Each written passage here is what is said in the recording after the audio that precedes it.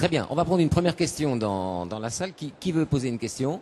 Madame, allez-y. Bonjour. Bonjour. Donc Sandrine Coulon, bonjour messieurs, dames.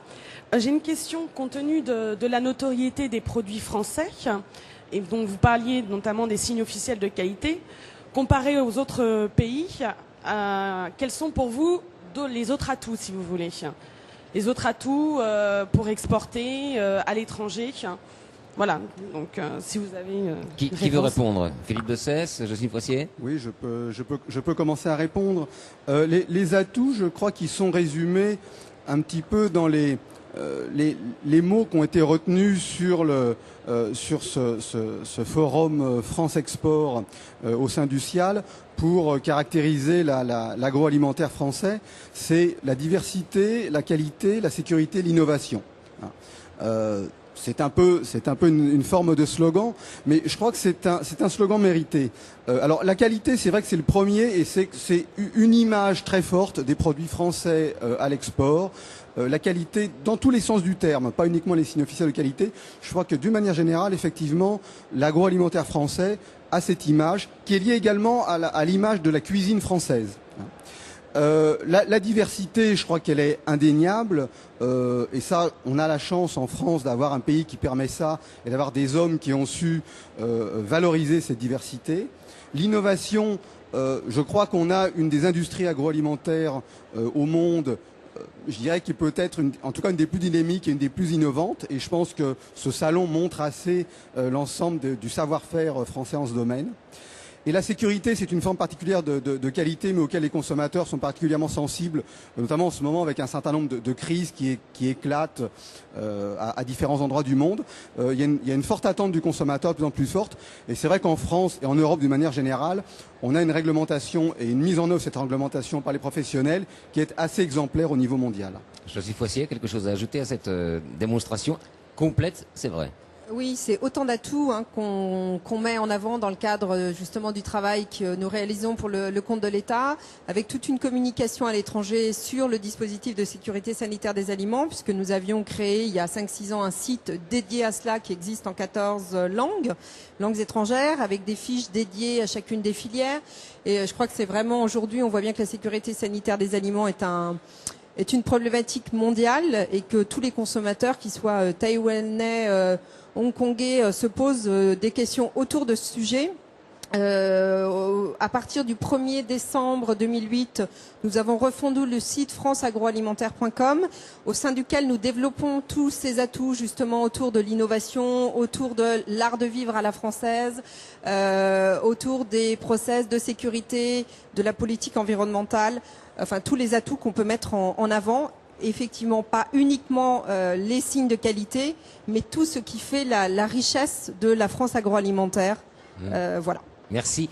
Madame ou mademoiselle, vous allez poser votre question. Je voudrais d'abord passer la parole à Bernard Grelot qui bénéficie de la norme Agriconfiance. C'est bien cela? Absolument. Alors qu'est-ce que ça signifie? Agriconfiance, en fait, Agriconfiance, c'est la signature de la coopération agricole.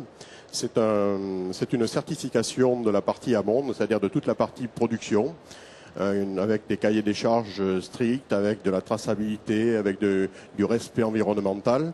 Et donc, nous sommes impliqués à fond dans cette démarche, justement pour répondre aux attentes de qualité et également de sécurité alimentaire. Alors, est-ce qu'elle est valable, est-ce que ce label est valable hors de France, hors de nos frontières? Hélas, non, pas encore. Alors, quelle est son utilité pour l'export? Rien. Donc, pour l'export, valeur aujourd'hui, pas encore, mais nous y croyons beaucoup. En fait, c'est une norme, c'est une certification France qui est en cours d'extension Europe. Et nous souhaitons qu'elle soit très rapidement au niveau de l'Europe, parce que lorsque nous présentons des produits avec ce petit logo, puisqu'en fait il y a un logo qui identifie les produits, même en Europe, les gens sont très demandeurs de ce genre de signes, surtout lorsqu'on les explique. Ça les rassure? En fait, ce qui est intéressant, c'est qu'est-ce qu'il y a derrière, quoi. C'est pas un logo de plus, c'est pas un signe de plus. C'est Agriconfiance, c'est quoi? En fait, Agriconfiance, mais derrière, ce sont des hommes, ce sont des vrais vignerons qui ont des cahiers des charges, qui sont attachés à un terroir, qui sont passionnés de leurs produits et de leur zone, qui font attention à tous les intrants, qui sont en protection raisonnée, etc., etc. Donc même lorsque cette certification entre guillemets n'est pas reconnue sur l'export et qu'on l'explique, les gens sont demandeurs. Donc la démarche aujourd'hui est en extension pour l'Europe. Ça fait combien de temps que vous êtes dans ce métier? Que je suis dans le métier? Oui. Trop longtemps. Je travaille dans le vin depuis 1983. Voilà, vous allez voir pourquoi je vous pose la question. Est-ce que depuis 1983, donc ça fait 25 ans, vous avez senti une évolution, un changement?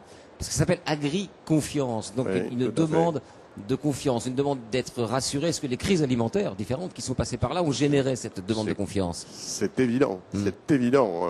Au début de ma carrière, on était dans des démarches volume, point à la ligne. Et puis on a parlé qualité, mais qualité produit au sens gustatif. Et puis aujourd'hui, on parle d'authenticité, d'origine, de sécurité alimentaire. C'est clair, c'est clair. Et en fait, on vend tout ça. Alors chose promise, chose due, madame ou mademoiselle? Alors, Laure Kunsinger, j'avais une question. Vous parliez d'harmonisation. Comment harmoniser justement entre la France et l'Europe tous ces signes de qualité, toutes ces démarches qualité? Alors, je me tourne vers le ministère. Monsieur De Oui, Cesse. alors les signes officiels de qualité sont, je dirais, assez largement harmonisés au niveau européen. Les appellations d'origine contrôlée, le principe a été repris au niveau européen dans une réglementation, donc ça s'appelle désormais appellation d'origine protégée ou indication géographique protégée, mais c'est assez typiquement le concept tel qu'il avait été imaginé en France qui a été repris, qui est harmonisé au niveau européen et avec une reconnaissance totale entre les États européens, un logo commun qui a été mis au point par la Commission européenne, qui permet finalement à tous les consommateurs de ce grand marché de reconnaître les appellations d'origine justement des pays voisins. Et il y a d'autres signes de qualité également qui sont harmonisés au niveau européen. Les spécialités traditionnelles garanties qui sont effectivement moins employées, la certification de conformité, le label agriculture biologique, avec peut-être une petite nuance puisque les contraintes qui sont imposées à l'agriculture biologique sont effectivement pas tout à fait identiques d'un pays à l'autre, mais il y a quand même un souci d'une manière générale au niveau européen d'avoir une harmonisation totale pour que le consommateur européen, quand il voit un produit qui vient d'un pays voisin, sache que le signe qui est apposé sur ce produit, il a bien un sens qu'il comprend.